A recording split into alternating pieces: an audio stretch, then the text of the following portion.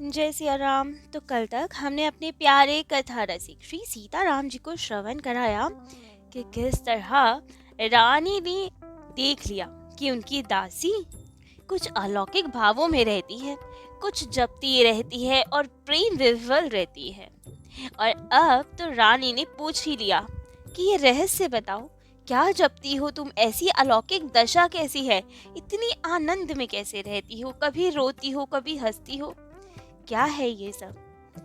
तब तो दासी ने कहा, महारानी जी, ये सब ना जानिए। यदि ये प्रेम का रंग आप में चढ़ गया तो राज्य सुख छूट जाएगा आपका। राज्य के सुख भोगिए आनंद से, क्योंकि प्रेम मार्ग में सांसारिक सुखों के नामो निशान तक नहीं रह जाते। सुखद वस्तुएं भी दुखद लगने लगती हैं। वस्त्र सर्प के समान लगेंगे, भोजन विष के समान लगेगा, घर उजाड़ हो जाएगा आपका, विरह व्याप हो जाएगा। श्वास श्वास में जब ठाकुर जी की याद आएगी तो अग्नि के समान श्वास फील होंगी। तो कृपा कर इस मार्ग में मत ही पड़िए, आप आनंद से राज सुख भोगिए। क्योंकि प्रेम यदि हो गया ठाकुर जी से याद तो विरह भी होगा, और विरह के दुख भी सहने पड़ेंगे। जैसे कि वाल्मीकि रामायण जी में हनुमान जी जानकी मैया से कहते हैं कि हे जानकी मैया, श्री रामचंद्र जी का मन आप में ऐसा लगा हुआ है कि डांस, मच्छर, पतंग, सर्प उनके शरीर पर रेंगते भी है, परंतु उन्हें मालूम नहीं होता। वे सतत आपके ध्यान में लीन रहते हैं, आपके शोक में रहते हैं, आपकी इच्छा करते हैं। ना उन्हें नींद आती, ना वे पलक झपकते, केवल हे सीते कहते रहते हैं, पुकारते रहते हैं आपको। आप ही के विरह में रहते हैं। तो दासी कहती है, यही स्थिति होती है प्रेमियों की। तो हमारी भी यही स्थिति है। ठाकुर जी का वियोग असह्य हो जाता है तो ठाकुर जी के नाम पुकारने लगती हूँ मैं। वही आपने सुन लिया। तब तो रानी ने पूछा कि ये सब की प्राप्ति कैसे होती है, कैसे प्रेम को, भक्ति को प्राप्त किया जाता है? तब दासी ने कहा, ये तो केवल संत कृपा से मिलती है, किसी भक्त की कृपा से मिलती है। यदि अपने साधन से पाई जाए, पुण्यों से पाई जाए तो जल्दी ही क्षीण हो जाएगी। क्षीण होने का भय रहेगा, अहंकार का भय रहेगा। लेकिन किसी भक्ति के सानिध्य से मिलेगी तो सदा रहेगी। इसीलिए ही तो सुंदरकांड में हनुमान जी कहते हैं राम जी से, विनती करते हैं उनसे, नाथ भक्ति अति सुखदायिनी, देहु कृपा करी अन्न पाइनी। कि हे नाथ, मुझे अपनी अत्यंत सुख देने वाली निश्चल भक्ति प्रदान कीजिए कृपा कर। क्योंकि ठाकुर जी जब कृपा कर प्रदान करेंगे तो वे सतत रहेगी, उसको लोप होने का संशय नहीं बना रहेगा। तो यदि आप भी वे भक्ति चाहती है तो संतों की कृपा से ये प्राप्त करने की इच्छा रखिए, परंतु साथ साथ सतर्क भी किया कि प्रेम पथ में कठिनाइयां बहुत होती है। दिल दहल जाएगा उन कठिनाइयों को सुनकर, लेकिन ठाकुर जी की प्राप्ति में अलौकिक आनंद भी मिलता है। ये पथ तो विषय वैरागियों का है। तो यदि राजुक सुख भोगने हैं तो यहाँ मत ही देखिए आप। परंतु रानी ने कहा कि मेरा मन बस उन्हीं ठाकुर जी के नाम की ओर खिंचा रहता है। जब तुम उच्चारण करती हो तो मेरा मन पिघल उठता है, मन वहीं आकृष्ट हो जाता है। तो अब मुझे कैसे ये माधुरी प्राप्त हो? अब उसका उपाय बताओ। ये सुख मुझे भी चाहिए। अब रानी की इतनी उत्कंठा देखकर तो दासी ने कहा, प्रेम कठिन संसार में ना कीजिए जगदीश, जो कीजिए तो दीजिए तन मन धन अरुसीस। अर्थात बिना सर्वस्व का त्याग किए, अपने आप को प्रभु को सौंपे बिना ठाकुर जी नहीं मिलने वाले। रानी जी, सभी कष्ट सहने पड़ेंगे, सर्वस्व त्यागना होगा, तभी ठाकुर जी की प्राप्ति होगी। तब तो रानी सर्वस्व त्याग करने के लिए तत्पर हुई। और जब इतना प्रेम भाव देखा रानी का, इतनी उत्कंठा देखी, तब दासी ने उन्हें प्रेम का उपदेश दिया।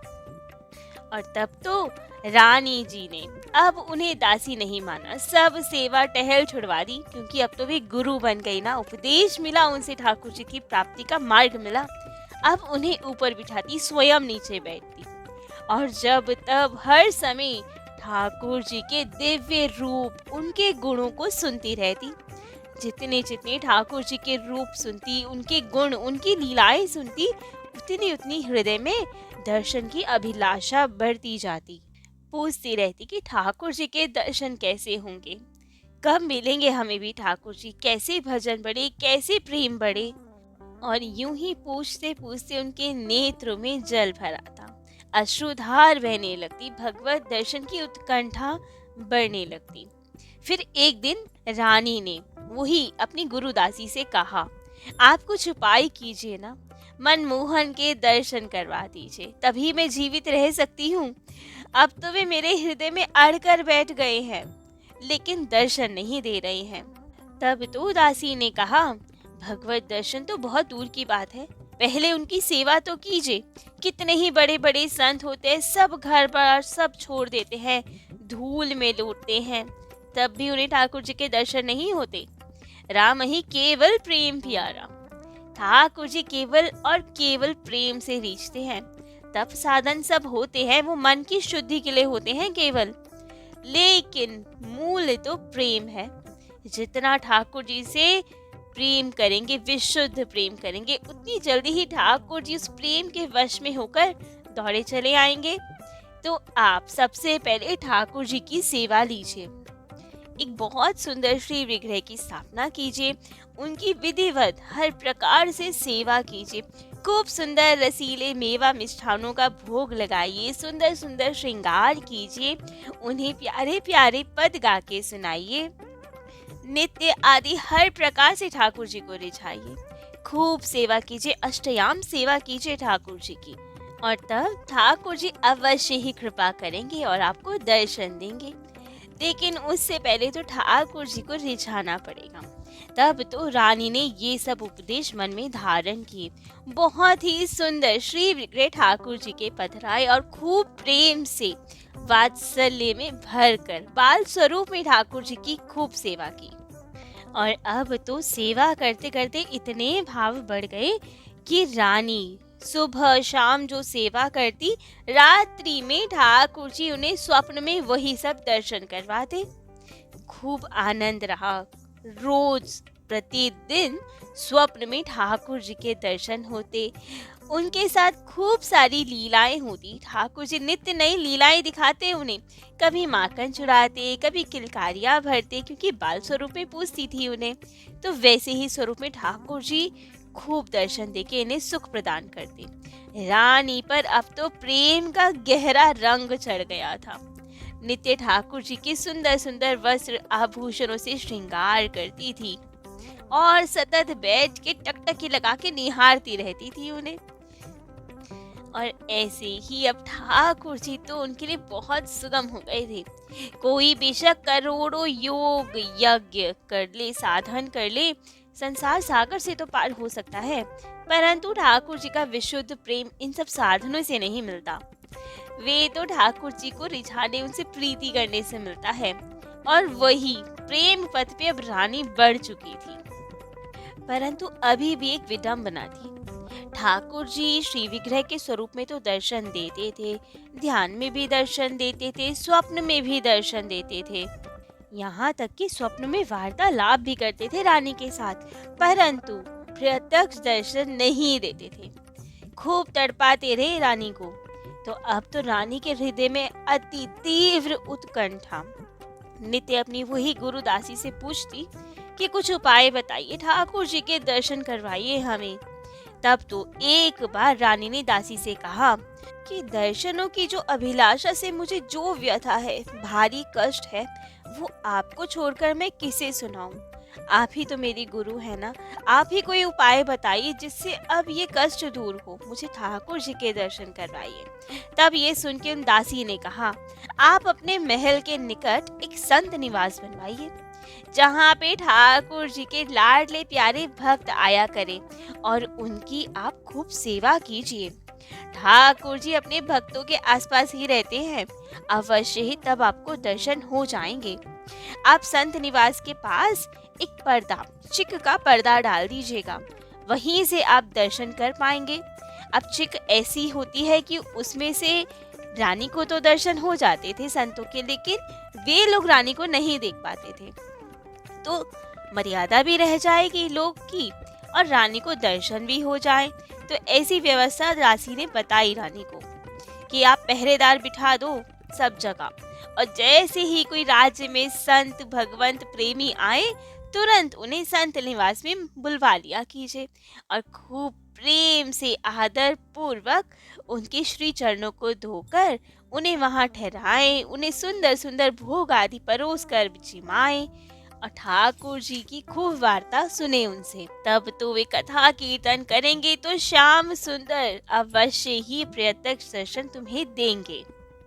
दासी ने समझाया कि सेवा से ही प्रेम प्रगाढ़ हो सकता है, बिना संत सेवा के तो किसी ने भी आज तक भगवान की प्राप्ति की ही नहीं है। तो मुख्य साधन तो संत सेवा है।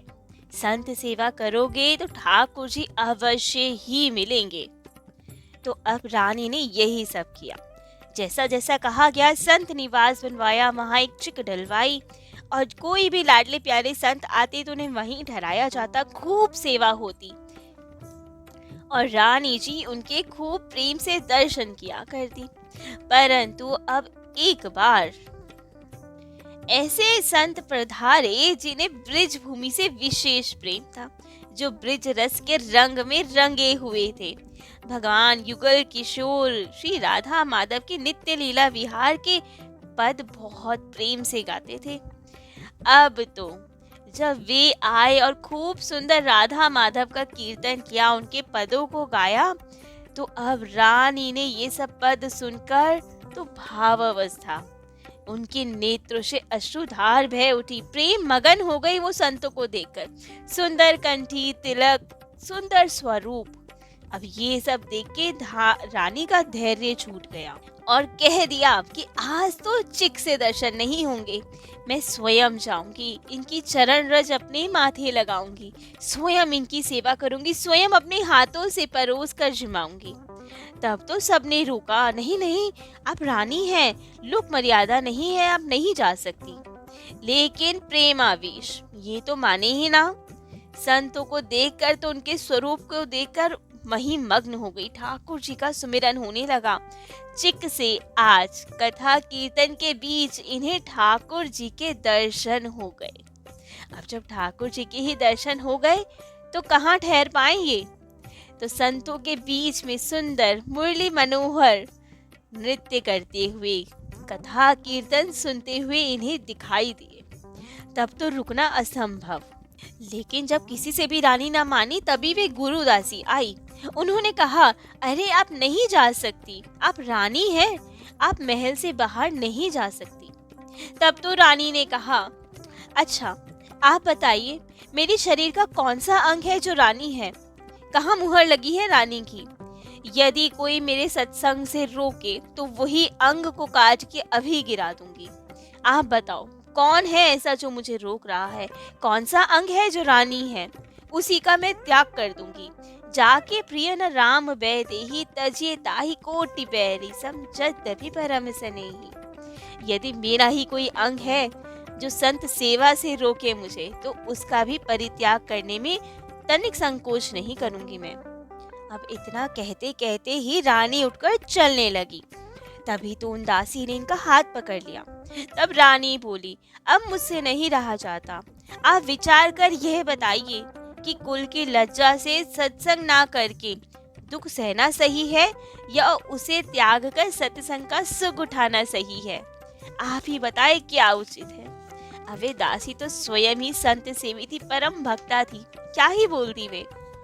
रानी ने समझाया कि यहाँ तो साक्षात ठाकुर जी हैं, यही तो है, तो मैं कहाँ जाऊँ, उन्हीं के दर्शन करने जा रही हूँ। एक बार नारद जी ने भगवान से पूछा था, आप कहाँ रहते हैं? तब भगवान ने कहा, हे देव ऋषि नारद जी, मैं ना तो बैकुंठ में रहता हूँ, ना योगियों के हृदय में रहता हूँ। मेरे भक्त जहाँ मेरे गुणों का गान करते हैं, मैं वहीं रहता हूँ। तो ऐसे ही दर्शन आज रानी को हो गए थे। रानी ने देखा था कि संतों के पीछे भगवान खड़े होकर गान कीर्तन सुन रहे हैं, स्वयं प्रेम मगन होके गा रहे हैं, नाच रहे हैं, मुरली बजा रहे हैं। तो अब जैसे कभी गीत गोविंद का गान सुनने के लिए मालिन की कन्या के पीछे वाह वाह करते हुए दौड़े थे, वही लीला यहाँ भी हो रही है। संतों के अद्भुत दर्शनों से ही रानी प्रेम विकल हो गई, और अब जब दासी गुरु से की बात सत्य करने के लिए भगवान ने दर्शन दे ही दिए तो कैसे रुक जाती वे। अधीर हो गई, महल से भाग कर नीचे उतर गई और खूब जल्दी शीघ्रता से भक्त भगवंत के निकट पहुंच गई।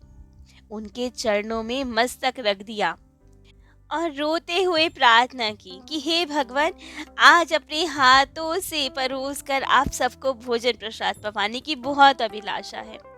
लाख लाख प्रकार से कहने पर भी उसका वर्णन नहीं हो सकता। लाख प्रयत्न करने पर भी मेरे मन को अब आप लोगों से दूर करना कठिन हो गया है मेरे लिए। परंतु फिर भी आप जैसी आज्ञा देंगे मैं वही करूंगी। जिससे आपको सुख पहुंचे वही मैं करूंगी। कृपा कर हमें आज्ञा दीजिए। लेकिन संत भी सरल चित होते हैं, सबकी हृदय की बात जानते हैं। रानी के ये भावावेश को देख के समझ गए थे, प्रेमी भक्ता है, सेवा करना चाह रही है। बेशक मर्यादा नहीं, लेकिन आज प्रेम में कोई नियम नहीं रह जाता। तो आज आज्ञा दे दी कि जैसे तुम्हारा मन की अभिलाषा है वैसे ही करो, किसी की कुछ हानि नहीं होगी। अब तो जब संतों ने आज्ञा दे दी रानी को, तो रानी अति प्रसन्न। रानी ने पहले संत के निकट भगवंत को देखा था, फिर जब नीचे उतर के आई थी तो संत ही उन्हें भगवंत स्वरूप दिखाई पड़े थे, और अब भगवान संत के स्वरूप में दिखाई दे रहे थे। अब यही सब देख के रानी की तो अलौकिक स्थिति हो गई थी। अपार वात्सल्य उमड़ पड़ा था। सबको अपने हाथों से परोस परोस कर भोजन पवा रही है। आज प्रेम की अलौकिक दशा हो गई है उनकी, जैसे कभी प्रहलाद जी उनकी अलौकिक दशा हुई थी। ठाकुर जी का विरह ध्यान करके कभी रोते, जोर जोर से रोते, कभी ठाकुर जी समक्ष है ऐसा जानकर खूब हंसते, कभी ठाकुर जी क्रीड़ा कर रहे हैं, कभी ये विचार करके उत्सुकतावश चिल्ला पड़ते, कभी मधुर आनंद में खोकर गाने लगते, तल्लीन हो जाते उस भाव में। वैसे ही भाव रानी के हृदय में आ रहे हैं आज। लोक लाज कुछ ध्यान नहीं है उन्हें, कभी गा रही हैं, कभी हंस रही हैं, कभी रो रही हैं, ठाकुर जी का ध्यान कर रही हैं। सब संतों के बीच में ठाकुर जी ही दिखाई दे रहे हैं उन्हें।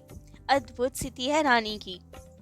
नेत्रों में प्रेम अश्रु भर रहे हैं। रानी बड़े प्रेम के साथ सब संतों को परोस कर भोजन पवा रही है। रानी का सागर के समान अपार अथाह प्रेम देखकर साधु संत भी प्रेम सागर में गोते लगा रहे हैं। हृदय उनका भी द्रवीभूत हो रहा है रानी का ये विलक्षण प्रेम देखकर।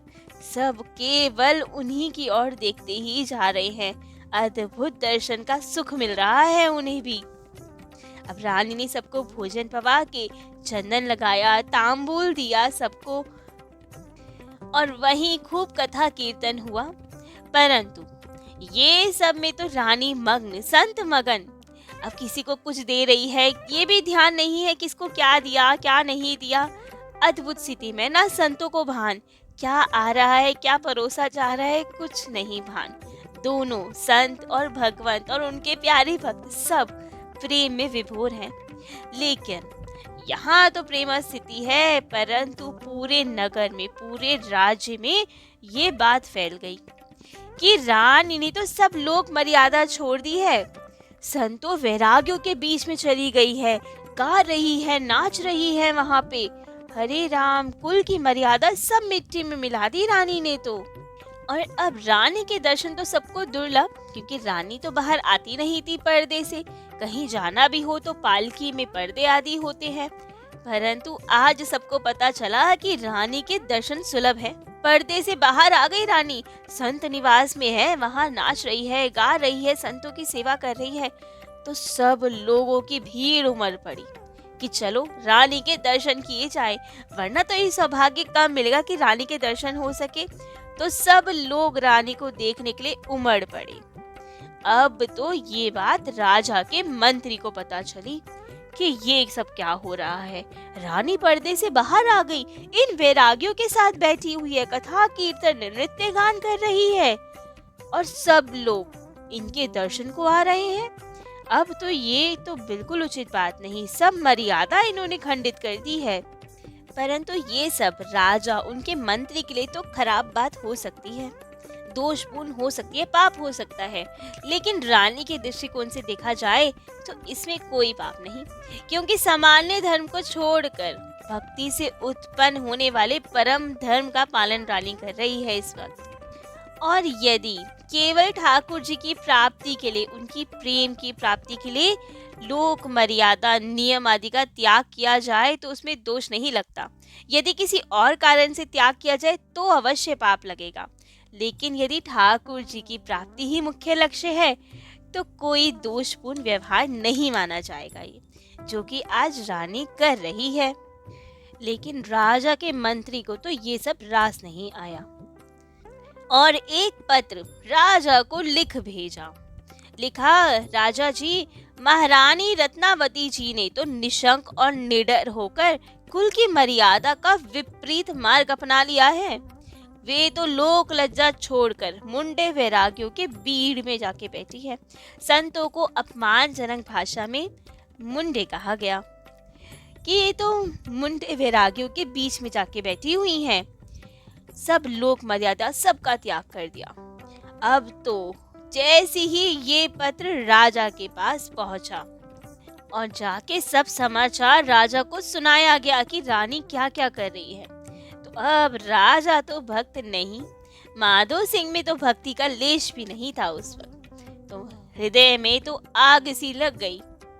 परंतु संयोगवश इसी बीच रानी रत्नावती जी के सुपुत्र रसिक श्री प्रेम सिंह जी वहां आ गए और इन पे भी अपनी माता का पूर्ण असर था, प्रभाव था। ये भी भक्त हृदय थे।